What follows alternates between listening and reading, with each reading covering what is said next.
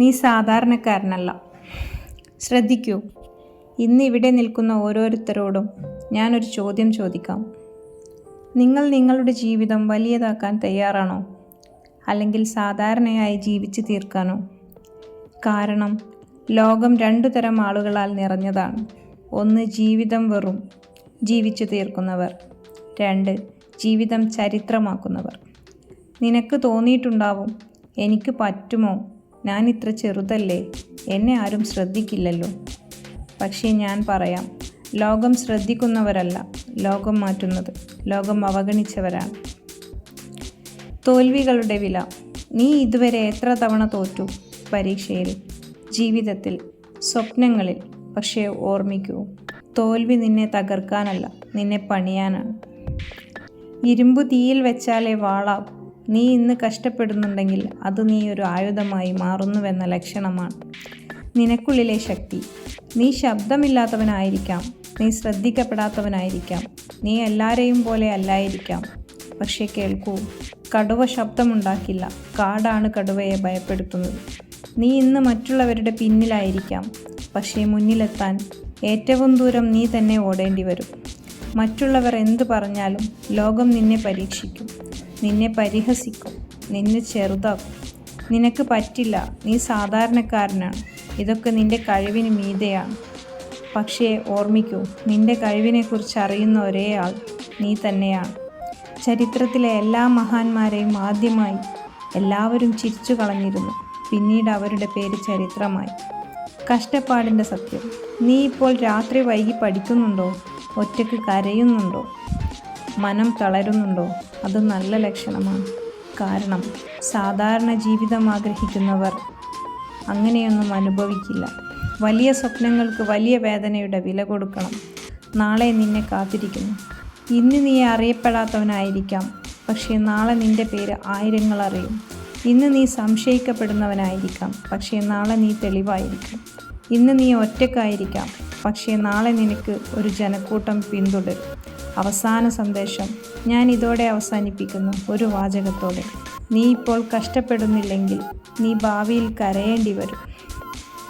ഇന്ന് വേദനിക്കൂ, ഇന്ന് പണിയെടുക്കൂ, ഇന്ന് ഗിവ് അപ്പ് ചെയ്യാതിരിക്കൂ.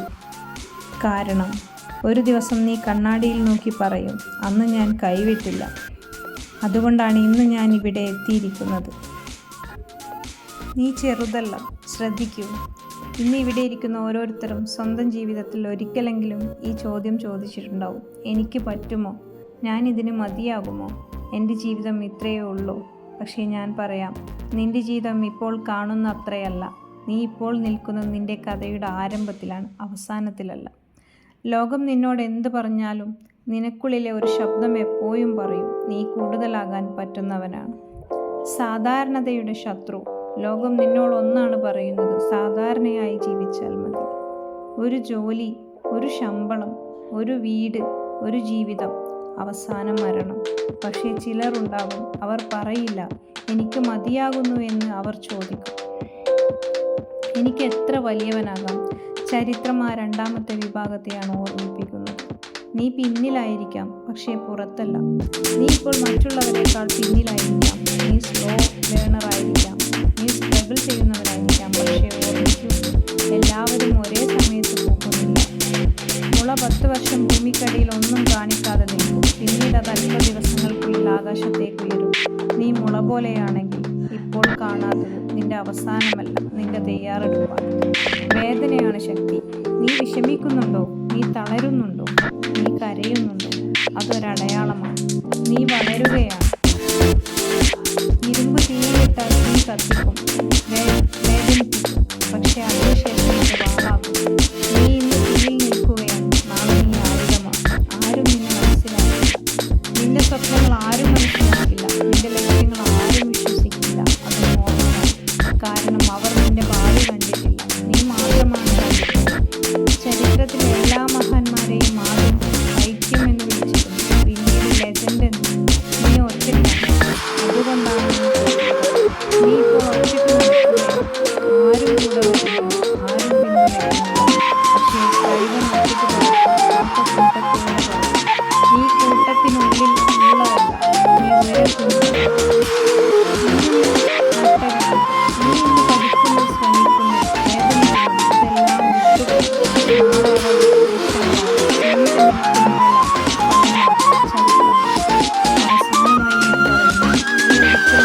സാധാരണക്കാരനല്ല. നിനക്കുള്ളിൽ ഒരു തീയുണ്ട്, ഒരു ആകാശമുണ്ട്, ഒരു ഭാവിയുണ്ട്. ഇന്ന് നീ ചെറുതായിരിക്കും, പക്ഷേ നീ ചെറുതായി തുടരണമെന്ന് ദൈവം എഴുതിയിട്ടുണ്ട്. ഒരിക്കൽ നീ പിന്നിലേക്ക് നോക്കും, പറയും, അന്ന് ഞാൻ തളർന്നതാണ്, അതുകൊണ്ടാണ് ഇന്ന് ഞാൻ നീ ഒരു സാധാരണ മനുഷ്യനല്ല. ശ്രദ്ധിക്കൂ, നീ ഇവിടെ ഇരിക്കുന്നത് ഒരു കാരണമുണ്ട്. നീ ജനിച്ചത് വെറും ജീവിക്കാനല്ല, ഒരു അടയാളം വിടാനാണ്. ലോകത്തിൽ ബില്യണുകണക്കിന് ആളുകൾ ജീവിക്കുന്നു. പക്ഷേ കുറച്ചു പേരുടെ മാത്രമാണ് ചരിത്രമാണ്. എന്തുകൊണ്ട്? കാരണം ബാക്കിയുള്ളവർ ജീവിച്ചിട്ട് അവർ സ്വപ്നം കണ്ടില്ല, അവർ ഭയപ്പെട്ടു. പക്ഷേ ചിലരുണ്ടായിരുന്നു, അവർ ഭയത്തെ കണ്ടപ്പോൾ ഒന്നും അറിയില്ല, അവർ അതിലൂടെ നടന്നു. നിന്റെ സംശയങ്ങൾ നിന്റെ ശത്രുക്കളാണ്. നിനക്ക് പലപ്പോഴും തോന്നും, എനിക്ക് പറ്റില്ല, ഞാൻ ചെറുതാണ്, മറ്റുള്ളവർ എല്ലാം മുന്നിലാണ്. പക്ഷേ കേൾക്കൂ, നിന്റെ ഏറ്റവും വലിയ ശത്രു ലോകമല്ല, നിന്റെ മനസ്സാണ്. കാരണം മനസ്സ് പറയും, വിടൂ, ഇത്ര മതി, ഇത് നിനക്കല്ല. പക്ഷേ നിന്റെ ആത്മാവ് പറയും, ഇനിയും പോകാം. ആ ശബ്ദം നീ കേൾക്കണം.